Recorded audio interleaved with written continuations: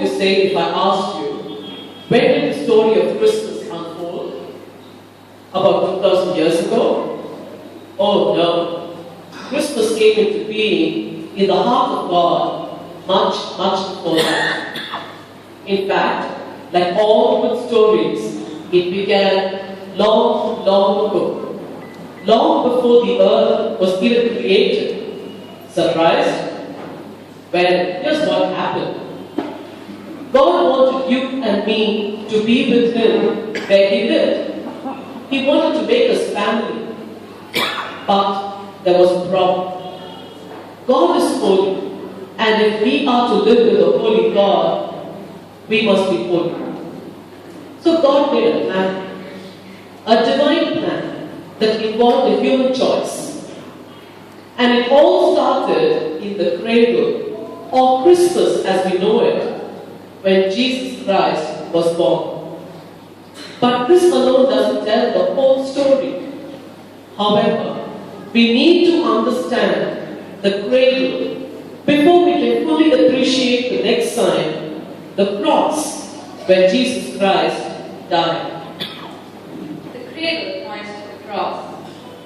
The mission of the cross is hidden in the message of the cradle. Or as someone has said, Christ's birth brought God to man, but Christ's death brings man to God. Here's where we make our choice. Should I make Jesus Christ Lord of my life and become part of His family, or should I not? What about the next part of the plan? We said the cradle points us to the cross. The cross leads us to the crown. At a time in the future, the second coming of Christ. We celebrate Christ's first coming as Christmas, His death and resurrection at Easter. In the last chapters of the Bible, we read of the great celebration of the second coming of Christ. We come to the great climax of all history.